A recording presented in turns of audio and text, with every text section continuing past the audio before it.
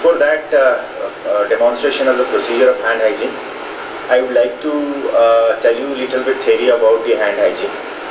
Generally, hand hygiene has been done through three different ways. One is the social hand washing, where whenever we are eating in our house or anywhere in the hotels and all that, and if we wash our hands, that is called as social hand washing.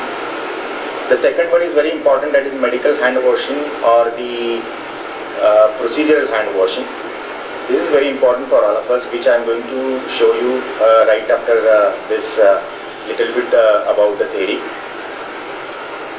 The third one is the surgical scrub, which generally followed by the surgery people.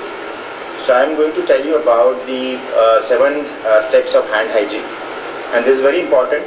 It can be carried out with the help of hand rub, that is the solution which you have seen nowadays in the market. And the second one, most important, is by the simple soap and water.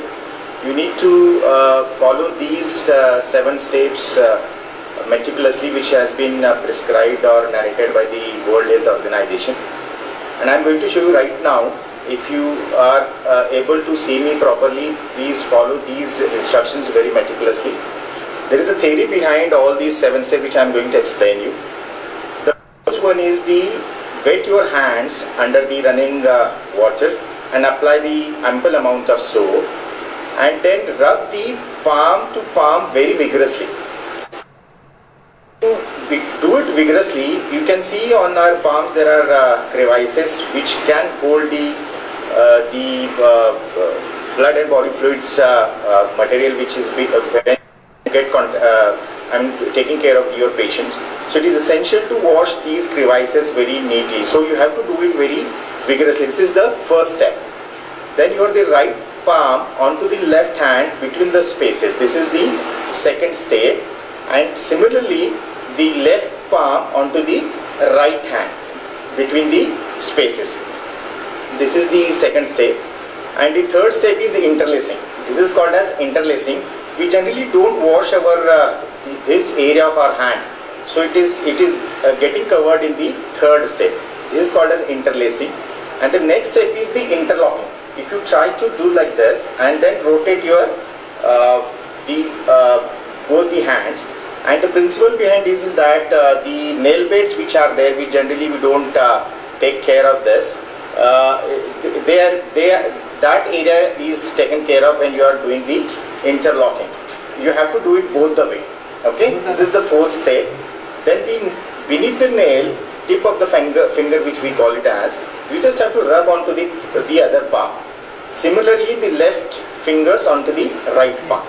This is the sixth step. And then the next step is the rotation of thumb, both of course. Okay, this is what is the 7th step of hand wash.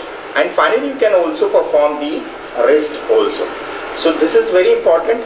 Quickly, I will again show you how to perform the 7 steps of hand hygiene, which has been prescribed by the WHO. This is a scientific way, and it should take at least 20 seconds, not more than that, not less than that. So whenever you are washing your hands, wet your hand, apply ample amount of soap and water, and rub your palm to palm very vigorously. And then the next step, between the fingers, okay, and then interlacing, okay, and then interlocking both the hands, okay, and then tip of the fingers of both the hands. And then finally, which is very important, this is very important, when you are doing the tip of the fingers, it means that beneath the nail, generally when we are taking care of the patient, beneath the nails, the whatever material is there, it can stick over there, and that is the source of infection. So it has been taken care of when we are doing the fingers, tip of the fingers on the palm. This is the entire procedure for hand hygiene. I hope you understood the entire procedure, where you have a 7 steps, and finally you need to see that actually you require a long elongated handle for the wash basin. If you don't have, then you can put it this left hand, and again you take some ample amount of water in your right hand and just pour it on that tap.